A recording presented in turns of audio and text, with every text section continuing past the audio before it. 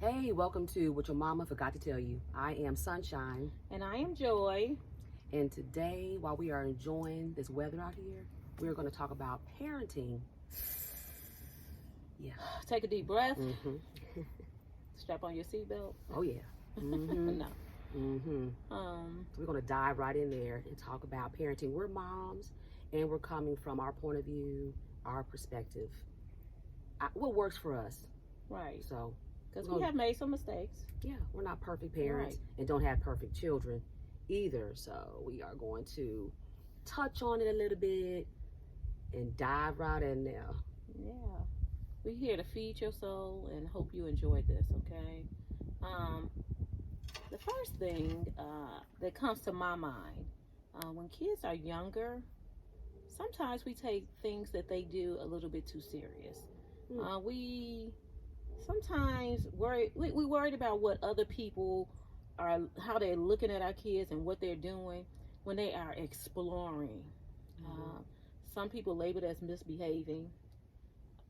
If you let your child explore and then you jump in and guide him or her in their exploring, then it won't be misbehaving. It'll be a learning lesson. Mm-hmm. Because exploring let them feed their creativity. Mm-hmm. When they explore, they see so many things and so many new things, and we do want to open up our kids to different experiences, learning differently, seeing things differently, and the only way they can do that is if they explore. So let's don't cut them off when they're exploring. We need to really observe sometimes ourselves and see what we can take control of the situation and lead them in the right direction in their exploring. Right. And of course, most of their exploring probably starts when they're younger. And that's when they're learning the most. They are learning rules, boundaries when they're exploring. Of course, like you say, make sure you're just guiding them along the way. Right. And it's getting them set up for different phases that's coming, in their life. For example, once they start going to pre-K, preschool, they're going to have to go outside and play, and they're going to be exploring. Other children will be exploring. Let it start at home. Yeah. I would tell my children when they were younger, just put on your outside shoes, and of course, don't have your child going outside with your school clothes and school shoes and church shoes. Because then you're going to be like, don't get in that, don't touch that. Right. Have them put on their play clothes. And they can explore and learn. They are literally learning while they're exploring. So I agree with you. Do not let, your child miss that important phase in their life, exploring. Very important phase. And let your kids get dirty. Let them get dirty. Let them get dirty. So we also want to say, when kids are kids, let them be kids at the age they are at. If they are 9 years old, they need to be looking, talking, and walking like a 9-year-old. Right? Right. Yeah. I go places and woo-wee. I can't tell a 9-year-old from a 15-year-old. Oh my goodness. They're growing up too fast. These children are not looking like children anymore. So yeah, let's let these children act like kids and be children while they're children. They got plenty of time to be grown and get older and wear makeup and eyelashes and all this at the age of, when they preteen, they have their adult years to wear those things, but they're wearing them so soon. And also, when they wear them type of things, they attract older people. So if a 9-year-old is looking like a 15, 16-year-old, they attracted 15, 16-year-olds. So then they have to make a 15, 16-year-old decision, and they are not equipped to make them type of decisions. Right. They're not.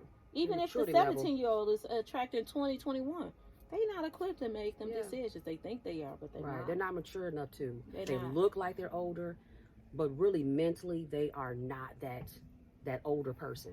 Right. And you always want to protect their mental state. We probably say that a couple of times.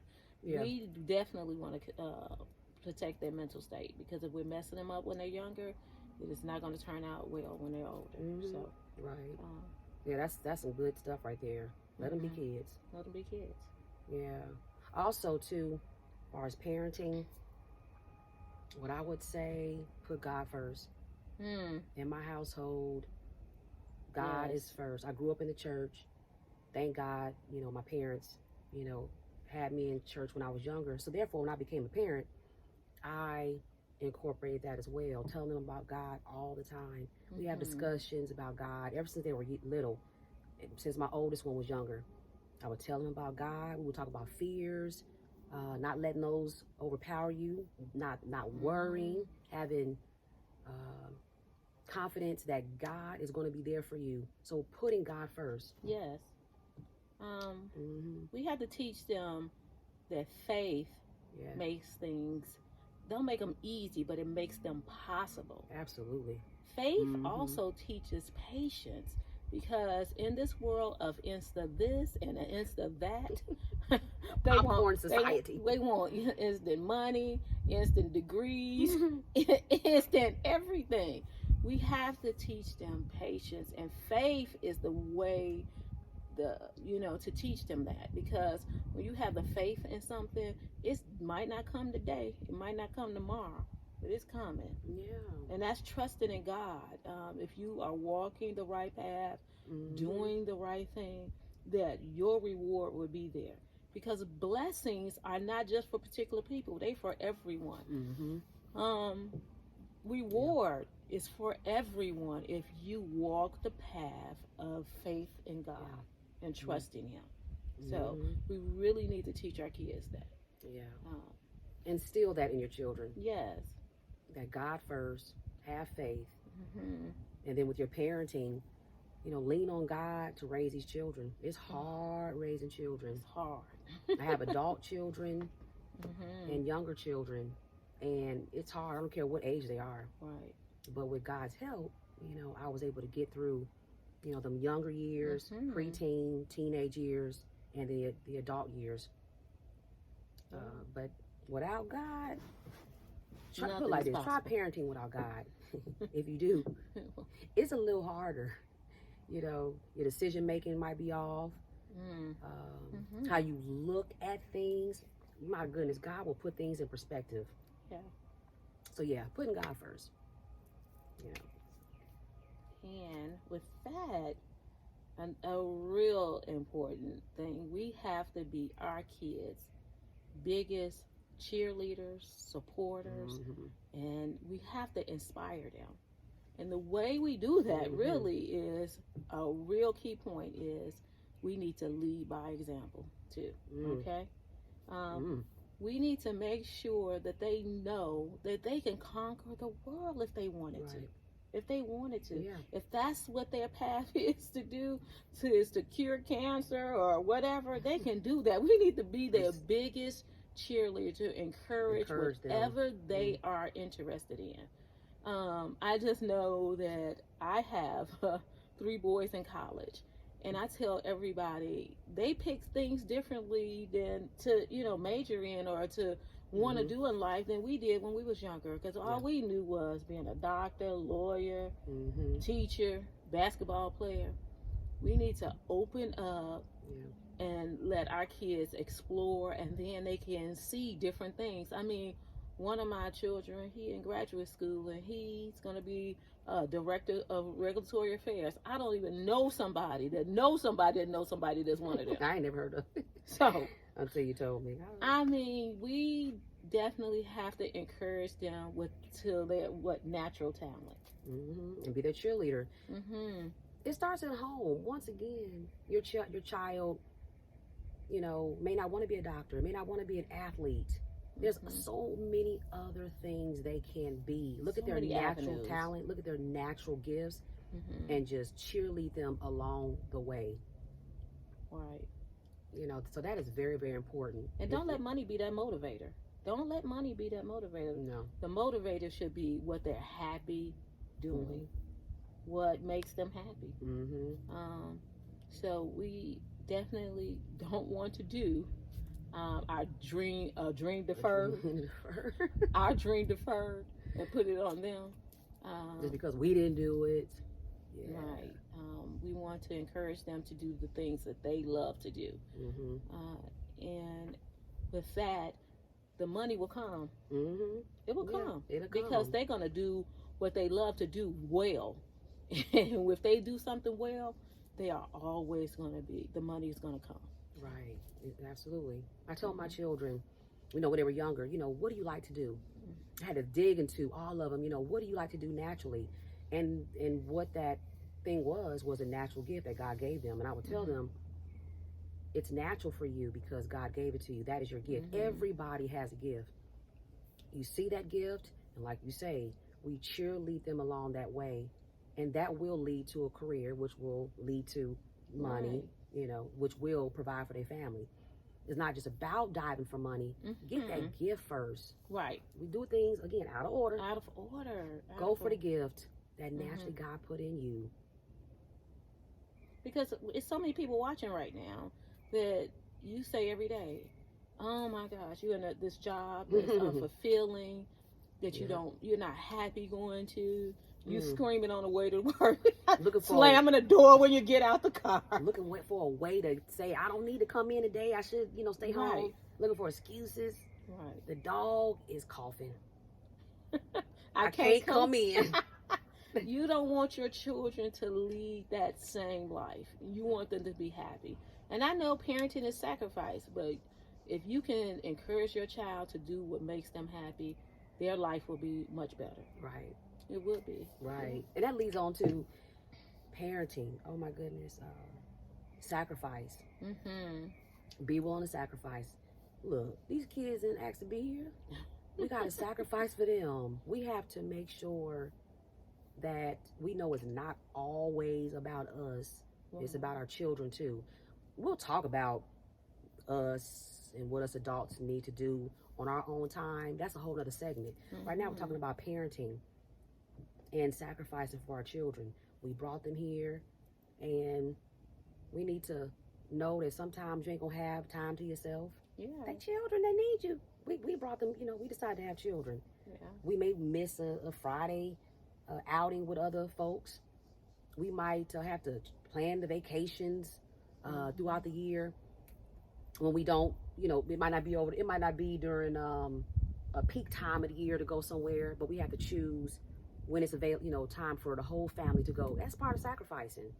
We ain't gonna leave the kids at home because we found a better time to go. And as a matter of fact, let's go somewhere and leave the kids at home. Well, yours are in college, but right. But still, when they was not in college, I spent every anniversary with my children when they were younger. See, because we had tried that, it wasn't gonna work. It's just we did our family vacation around our anniversary, and it was. See, that's sacrifice. It was sacrifice. Right. It was sacrifice. I am a person that do not believe in sleepovers, and I know I might get a lot of flack for this because I've been getting flack for this the whole time I was a parent. So, and I'm still a parent. So the reason why I didn't do sleepovers is because I couldn't control the situation when my kids were away from me. So if they're over somebody else's house, and hold on, we're gonna pause. We got something going on. Hold on. Sunshine is gonna scoot on over there while I finish telling my story. So if we let our kids get in situations to where they cannot have control over, you don't have control over that situation, the best thing to do is to not let them do it. So sleepovers was my thing, was to not let them sleep over someone else's house. And even if I knew the parents were good, I couldn't make a difference. I couldn't say, okay, sleep over here and not sleep over there. It had to be a no across the board. I like to be consistent that way. If I'm going to make a rule like that, I'm going to make a rule like that. I'm not saying family. I'm saying their friends. They could not do it because of the simple fact is I don't know the language at that house. I can't tell them people how to run their house while my child is there because it's their house. So my kids at 12 o'clock midnight, I don't care what's going on, you got to come home. You can play, but you gonna sleep at my house, you know. Yeah. And most of the times with parties and stuff, when they were younger, I stayed almost the whole time, because I didn't want them to get in an adult situation to make a decision that they could not make, and I'm not there. And then I'm like, oh my gosh, I never wanted to regret that I could have controlled the situation, avoided something, and avoided it, yes. and I just let it go past. So Yeah. parents was a little upset with me. I wasn't popular with the parents because they took it a certain kind of way. Yeah, But people guess get offended. They didn't realize it wasn't about them. It It was wasn't about you and how you wanted to raise your children. Right, and their mental state, Yeah. of how they could relate to certain situations. Because once the damage is done on something, it's done. And then you got to backtrack to get it back and heal from it, and Yes. try to undo something that's been done. Yeah. It's a little harder to do. So we know some of them, you know, are okay. Some sleepovers are okay. Yeah, you just gotta trust whoever you are, Mhm. allowing your children to be around. My kids didn't do a lot of sleepovers either at people's homes. My mom and dad is probably who they spent the night over the most. Of course, I trust my mom and dad, and my aunt. She would have my oldest son over when I just had one kid at the time, and she would take him to church. So, you know, trust, you know, it's who you trust. That's the whole thing we're trying to say. The sleepovers is not going to, if they don't have sleepovers, it's not going to hinder their learning. Oh no. Okay. Our children survived. They're still here and healthy and thriving without having a whole bunch of sleepovers, sleeping over their friend's house, sleeping over everybody's house. So just pay attention to that. You know, trust the people. I used to tell my kids, there's 3 of them. I used to say, you got to sleep over every night.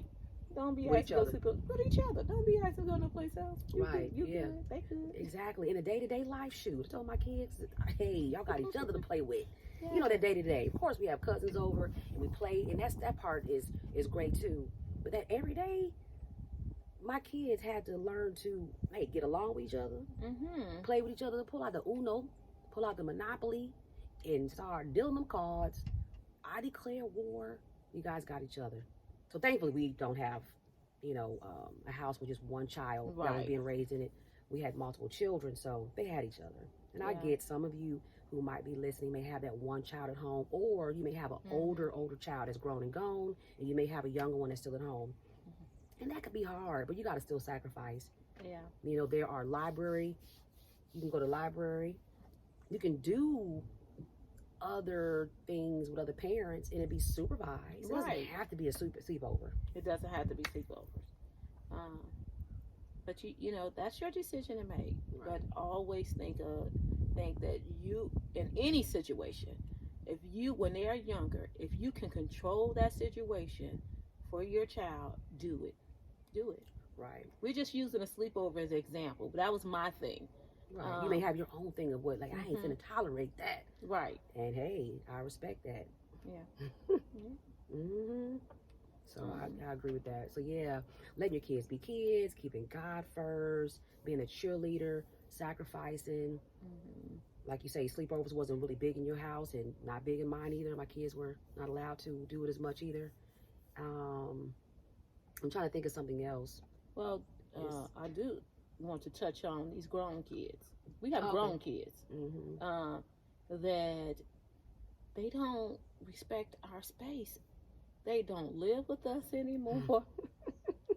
But they think they can, you know, some of us give them a key, and they think that key, they can use it anytime. They think that key say, use anytime, go in, get anything you want. All this is written on that key. Eat what you want without asking. Take what you want. Take what you want. Bring a cooler. That's what that key is. House. Eat, drink, and take out that key. So it says it all to some of these grown kids. But you have to set up boundaries with our grown kids. And the boundaries that we set help relationships between yourself and your grown child. You don't want to damage that relationship. You don't want to be angry at them because they came into your house doing what they needed to do when they wanted to do it. It just doesn't work. Yeah. I know my kids didn't have a key for a long time. Then my significant other, he went behind my back. Significant. My husband. That's what we call it now. Right. That's what he called when he do something wrong. Oh, God. Went behind my back and made them keys, okay? And gave them all keys. He gave them keys. They didn't have it at first when they first moved out.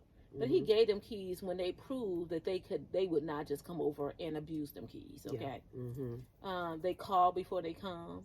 They never come over in my house and say, just taking things. They ask first. Right. This is respect. Right. They ask, what are you all doing before they come? Two of them live out of town, and before they plan a weekend to come home, they said, are you all going to be there?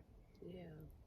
And you instill that, your children respecting you so early on. Yes. And that won't go away when they get older. At least it should not go away when they get older.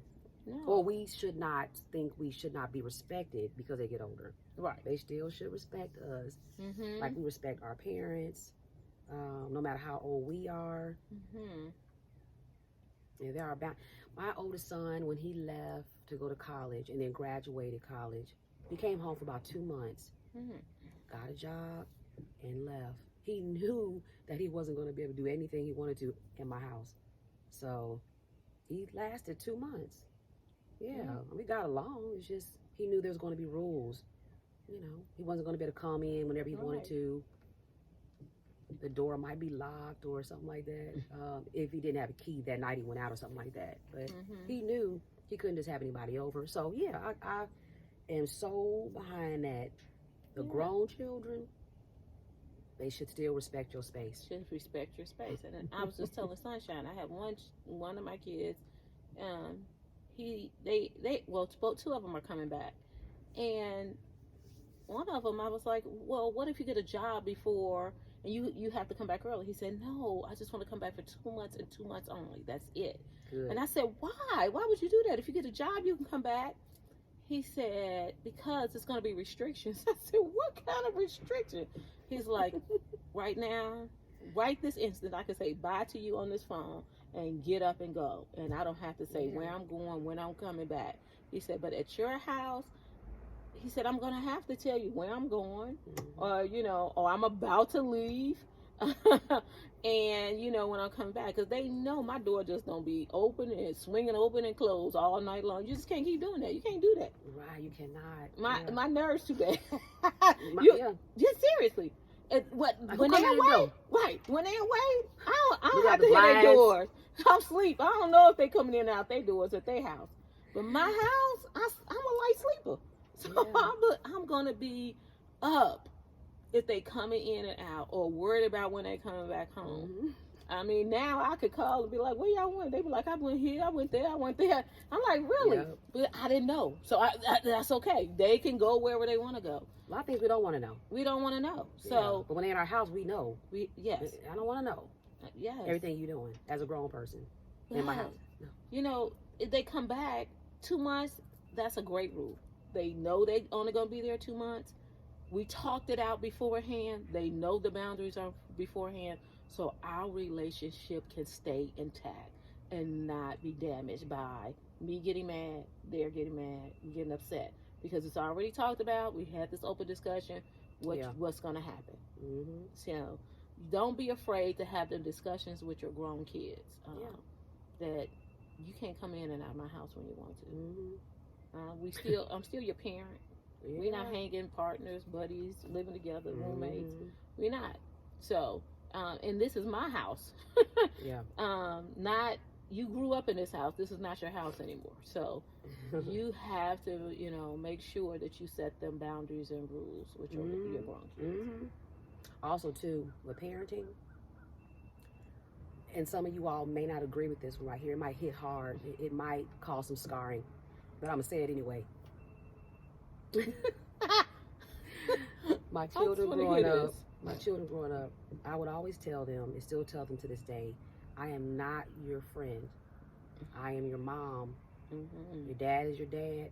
We are not your friends. When I was growing up, when I was younger, my mom and dad weren't my friends, and I'm glad they weren't. They were my parent. They were guiding me, Mm-hmm. teaching me things, getting me ready for the real world.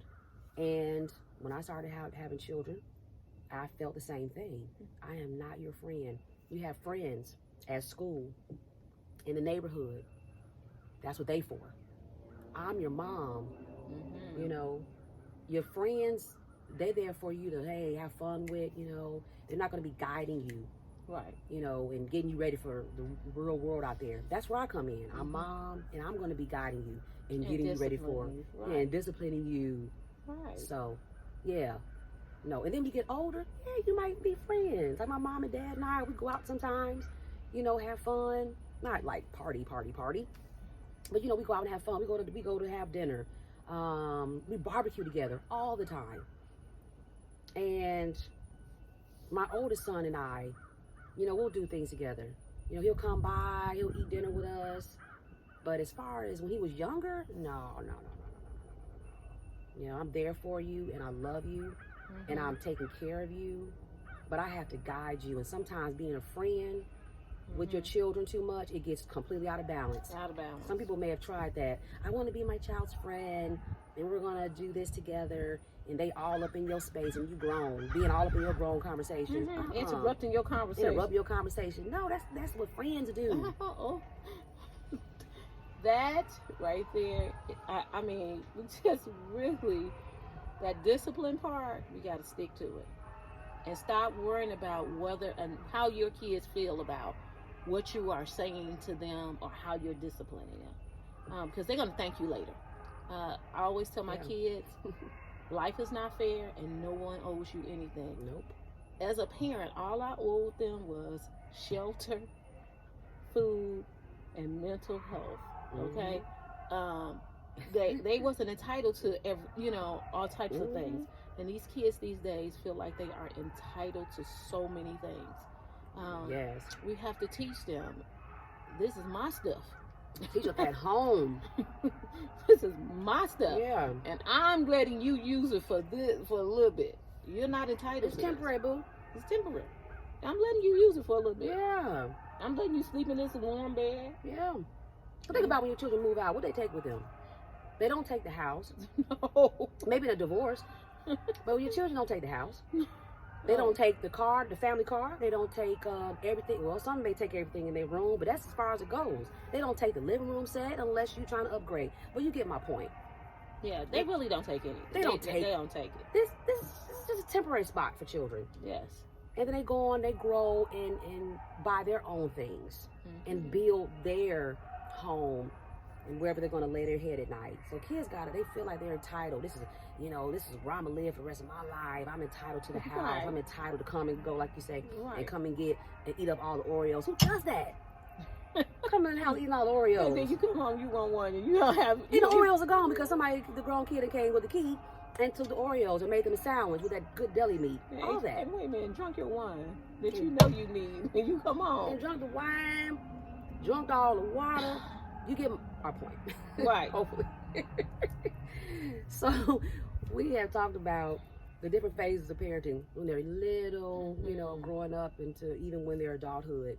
We still have to be parents. I'm not talking about grown. They got their own thing and we all up in their business now. We ain't talking about that. We're talking about just respect. We got to discuss that one. That'd be a whole nother discussion because some of us need to dial it back some. Yeah. So, and mind our own business. But we definitely want to raise kids that have good character, that is loving, that is inspiring other people. So if we can just take that time, sacrifice, when we're disciplining, sometimes when we're saying no, we need to explain that no. And the reason why we're explaining that no is not to diminish your no or anything like that.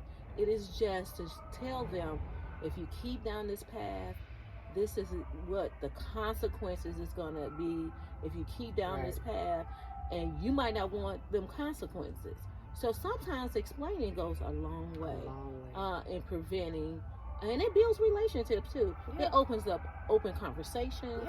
Your kids are then a little bit more likely to We had something going on with the phone. right. We got some phone issues today, but we're going to keep it rolling. We are. Your kids are more likely to come to you and discuss things with you if you have them open conversations. Mm-hmm. So, Absolutely. I know when my parents were raising me, they explained things. My mom did, my dad did. And those type of lessons I learned, I could hear it better, understand it better. It resonated in my mind because they explained it to me. And that's what I want to do with my children, and what she did with hers and still does with hers, is explain. They remember better. They take it in better. They understand it better. Like you said too one day, you know, we could do the "because I said so." That does apply in certain instances, but you got to explain too. Yeah. That's how they really start to change and get that character. You know, you got to explain things. And that's problem solving too. You know, if you listen, if you explained it to them, they got that in their minds. Okay, if I do this, then this is going to happen. So they're in that situation. They hear you in their mind. Please believe me. You are in the back of their minds. They're like, okay, she said if I do this, then this gonna happen. Because a lot of times kids do things and they don't even know what the outcome gonna be. Because guess what? We did not talk to them about what the outcome would be, and then they in too deep. Right. They are in too deep, and we have to really be in there with that lifeline. Okay, that lifeline got to go deeper in that ocean to pull them out. So let's try to explain a little bit. Yeah. So okay. Yeah. So hopefully we touched on some things about parenting that you know you're already doing and continue to do, or you may have not tried and you can consider it, or you know somebody you can suggest it in a friendly, loving way. Yes. But just this what you do. Just turn on this video. Say I got something for you to watch. And tell them I thought they was so good on the video, so natural. They even got up when the beeper was going off. Just listen to them. Yeah, they just regular folks. Regular folks. So yeah. You know, just really, if you didn't get it all, just go back and replay this. I want you to play it as many times. Like, share, comment. Give us some, you know, what works in your life. Yeah. We might put it on another show. And subscribe so you can get alerts when we do another video. I hope you enjoyed this. Yeah. I hope we gave you a little bit to feed your soul, as we all. That's our intention always. Right. I am Joy. And I'm Sunshine. And real quick, we're outside. We're in nature. Things happen. Like you say, the sound went off, and I think I had to touch that thing up there. Something happened with the things happen. We're going to just let it go, let it rip, and deliver it to you. Take what you can. Again, we're not perfect. Our children are not perfect. This show here wasn't perfect. None of them are perfect. Yeah. But hey, just from our mama's perspective, which your mama forgot to tell you. Again, I'm Joy. And I'm Sunshine still.